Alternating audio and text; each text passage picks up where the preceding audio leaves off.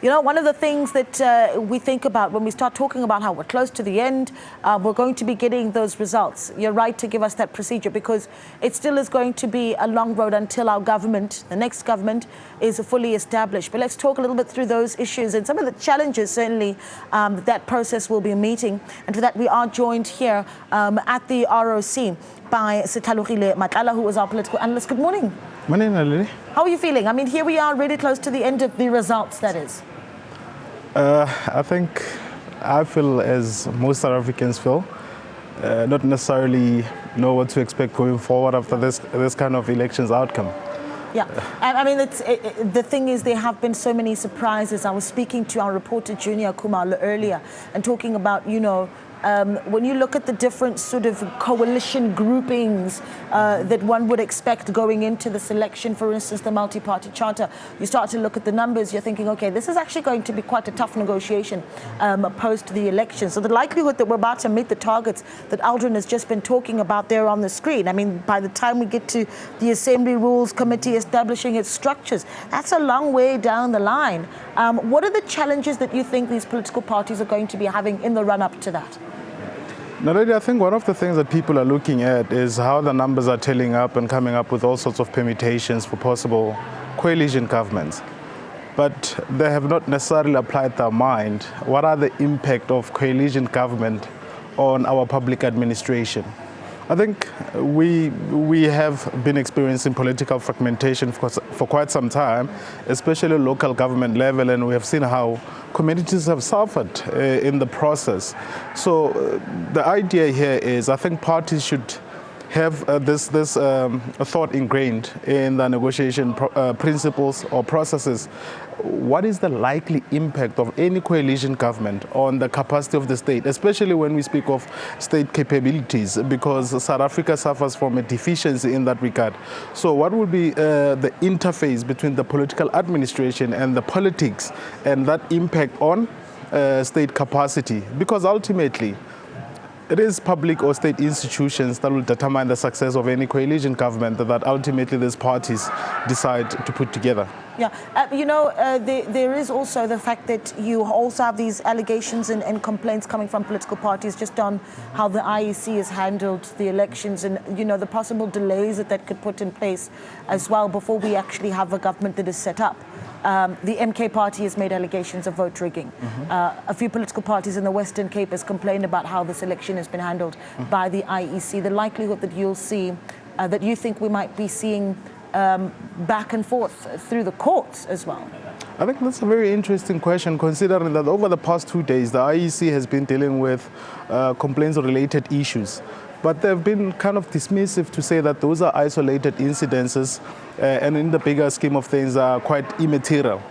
But what they haven't made clear to us as South Africans is what is the threshold to consider the number of complaints-related incidents enough to warrant the elections or render the elections somewhat unfree and fair in certain instances. But the threshold, I think the IEC must come out and say, this is the framework we use to determine the kind of threshold to declare that these complaints do not warrant us doing anything in terms of rethinking the election process. Yeah, I mean, yesterday I spoke to an election observer at Tendai Mbanje, and one of the things that he said is that there is no concern about, you know, whether or not these elections are going to be free and fair. In fact, what he said was that they don't use the word free and fair so much as observers. They're preferring whether or not these elections are credible.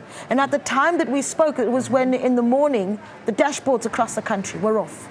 And the numbers weren't coming in. No one could see what the latest numbers were online and on the screen that's here behind us. I mean, let's talk a little bit about whether or not there is confidence even in the work of observers to flag something if it is problematic. I think that's the purpose of observers generally, to actually raise concerns or rubber stamp whether the process was indeed credible, as you said.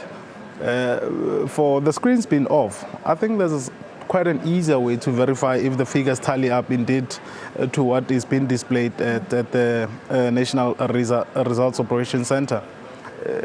They can be audited. Yeah. And what are those kind of auditing procedures? I think the IEC was quite unclear on Thursday when they were asked in terms of how the auditing process usually works.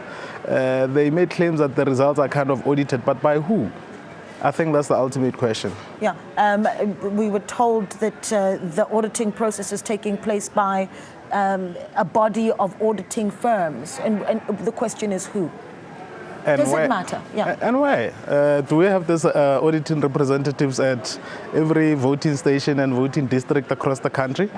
It's not quite transparent, the process of auditing the results.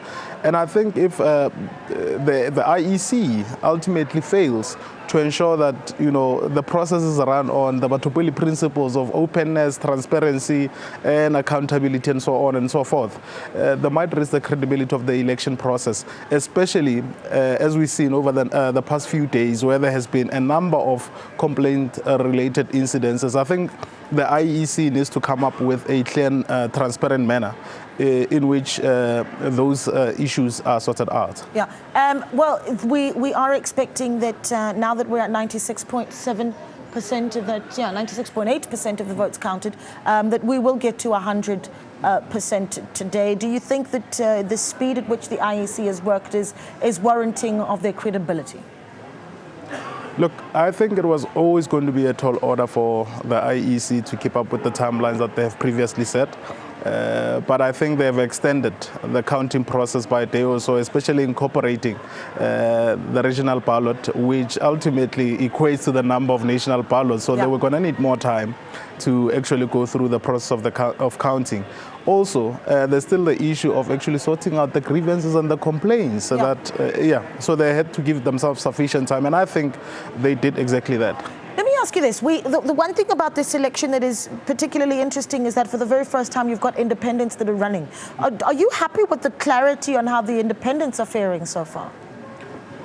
Look, I think the issue of independence, as legislatively independent candidates might have been allowed to run in these elections, but is South Africans and South African informal institutions ready and welcoming to independent candidates? Because it's not an issue of just making legislative amendments. There has to be some culture amendments or culture adjustment in terms of the electorate. So that's one aspect that might influence the performance of independent candidates in this elections. Look, you cannot legislate a change in societal behavior. Yeah. It's a process that South Africans themselves have to familiarize themselves with and socialize it as they go on through the years. Yeah, you know, we've talked now about timelines and certainly what happens next and also how the IEC have fared. We're going to stay with Setlhalogile Matlala, our political analyst here at the Results Operations Center in Midrand, and we're then going to start analyzing how the different political parties are doing.